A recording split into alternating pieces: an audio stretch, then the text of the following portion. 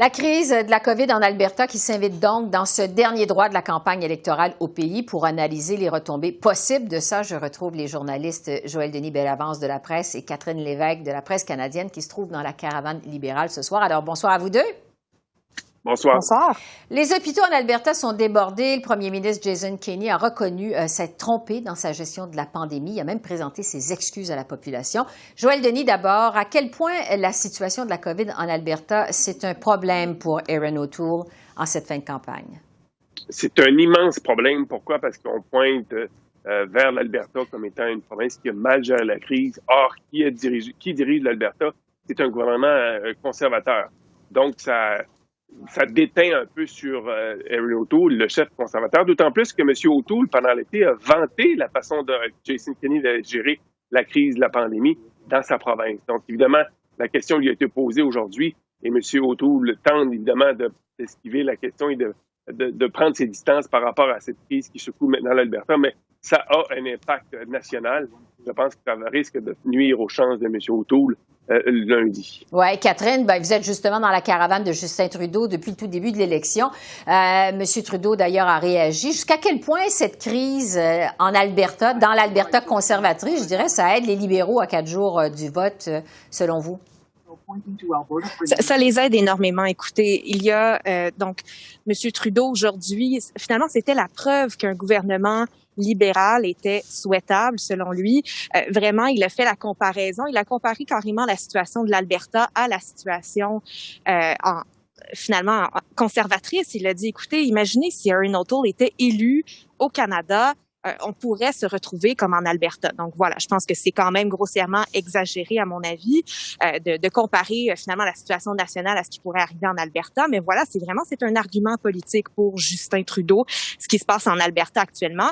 Et on l'a vu aujourd'hui, M. O'Toole qui a été questionné sans arrêt sur son appui à Jason Kenney. Donc vraiment, là, je vous dirais que c'est un cadeau pour Justin Trudeau, ce qui se passe en Alberta actuellement, même si on le comprend, la situation est vraiment très difficile là-bas. Ouais. Une autre nouvelle aujourd'hui qui semble être positive pour les troupes libérales, c'est cet appui sur Twitter de l'ancien président américain Barack Obama qui vante le bilan de Justin Trudeau. Il l'avait aussi appuyé, en fait, en 2019. Joël Denis, est-ce que ça a vraiment un impact dans la campagne?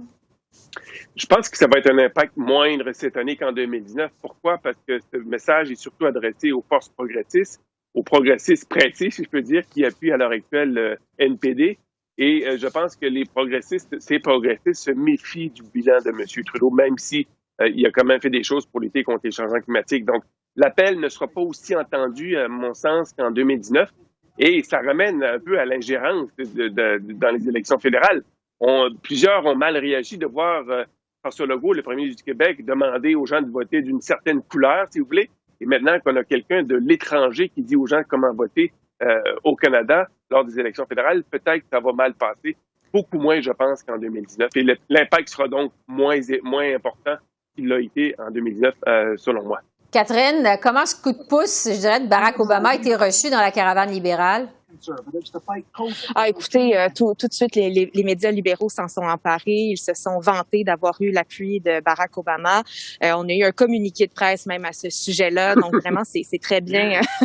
Écoutez, évidemment, c'est bien reçu, ce coup de pouce. Mais comme Joël Denis, moi, je suis d'avis que ça ne va pas changer grand-chose.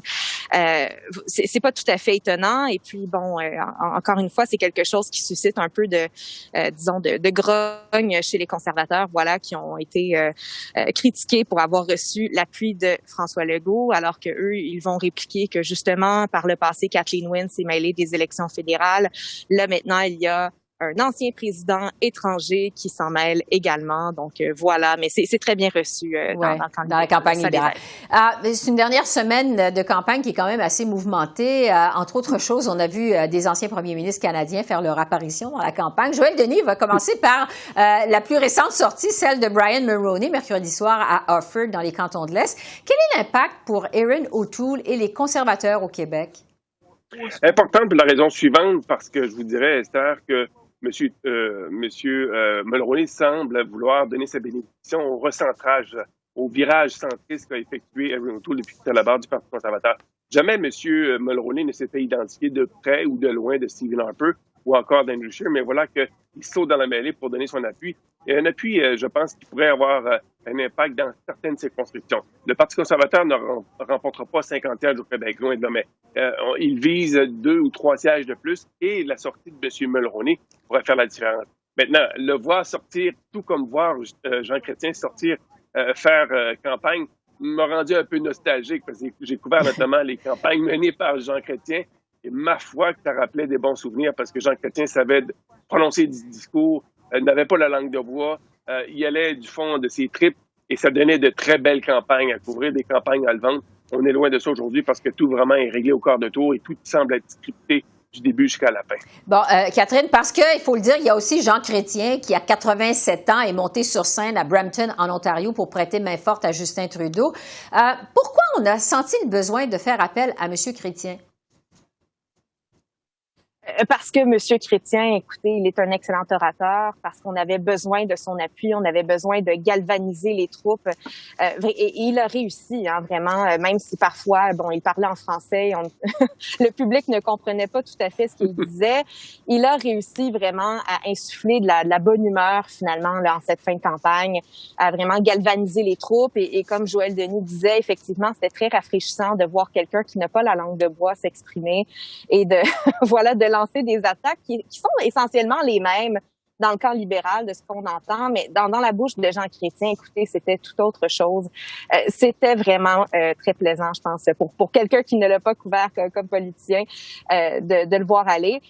Mais oui, effectivement, vous l'avez dit, hein, il a 87 ans, il était dans un endroit avec 400 personnes. Oui, qui portait le masque, mais il n'y avait pas de distanciation sociale. Et là-dessus, je pense qu'il y avait quand même, là, c'est ce qu'on a retenu, entre autres, là, de son passage là-bas. Je rappellerai aussi qu'il y avait Hazel McCallion, une centenaire, l'ancienne mairesse de Mississauga, qui est bien connue dans le Canada anglais, voilà, qui était là. Alors, 2 personnes, voilà, jeunes de cœur, mais plutôt âgées, qui étaient quand même dans cette salle bondée. Mais visiblement en grande forme. Je veux vous entendre sur la situation au Québec, parce que la grande question en cette fin de campagne électorale, évidemment, c'est quel va être l'impact du débat des chefs en anglais la semaine dernière et la question, je dirais, tendancieuse de l'animatrice au chef du Bloc québécois, Yves-François Blanchet. Joël Denis, qu'est-ce que vous en pensez? Ben moi, je pense que ce débat et cette question tendancieuse, comme vous le dites, a été le point tournant de la campagne au Québec, la campagne fédérale au Québec, parce que le Bloc québécois, dont la campagne n'allait pas très bien, était un peu au neutre, si on veut dire, s'est vu donner un cadeau du ciel et la campagne d'Yves-François Blanchet a pris son envol à partir de ce moment-là. Et toute la semaine, l'Assemblée nationale qui a repris sa session a donné des nouvelles munitions à Yves-François Blanchet, de sorte qu'aujourd'hui, si les libéraux pensaient aller chercher 10 sièges au Québec, et surtout aux dépens du Bloc québécois, ils doivent faire une croix sur cet objectif. Et en plus, ils doivent maintenant revenir à une stratégie défensive pour protéger les 35 sièges qu'ils ont. Moi, je m'attends à ce que le Bloc québécois aille chercher maintenant les 32 sièges qu'il détenait à la dissolution du Parlement et aille en chercher peut-être 4 ou 5 aux dépens du Parti libéral, ce qui fait en sorte que la majorité n'est pas au rendez-vous pour le gouvernement, le Parti libéral de Justin Trudeau. Oui, Catherine, justement, est-ce que vous sentez que les libéraux sont nerveux pour le Québec? Ah oui, tout à fait. Écoutez, d'ailleurs, on passe la journée au Québec. On passe beaucoup de temps dans le 450, Rive-Nord, Rive-Sud de Montréal. On espère justement ravir des sièges au Bloc. Là, en ce moment, on est à Trois-Rivières et tout à l'heure, au moment où l'émission va passer, je pense qu'on va être à Québec. Donc, vraiment, on espérait au début de la campagne ravir plusieurs sièges, vraiment faire des gains au Québec. Maintenant, je pense que le but, c'est de préserver les acquis qui sont en ce moment, peut-être de faire quelques gains ici et là, mais vraiment, on sent beaucoup de nervosité au sein des troupes.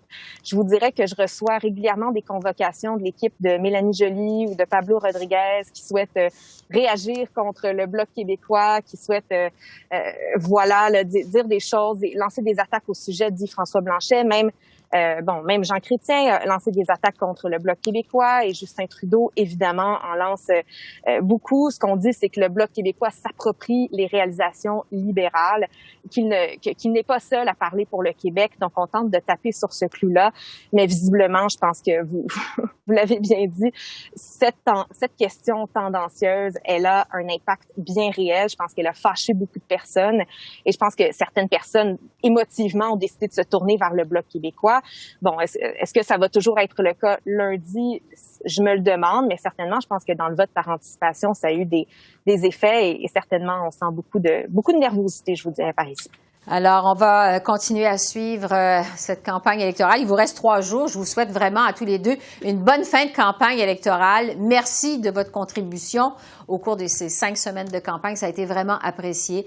Joël Denis et Catherine, donc, on se reparle bientôt. Bonne fin de journée et merci encore. Merci, Esther. À vous aussi, au revoir. Bye-bye.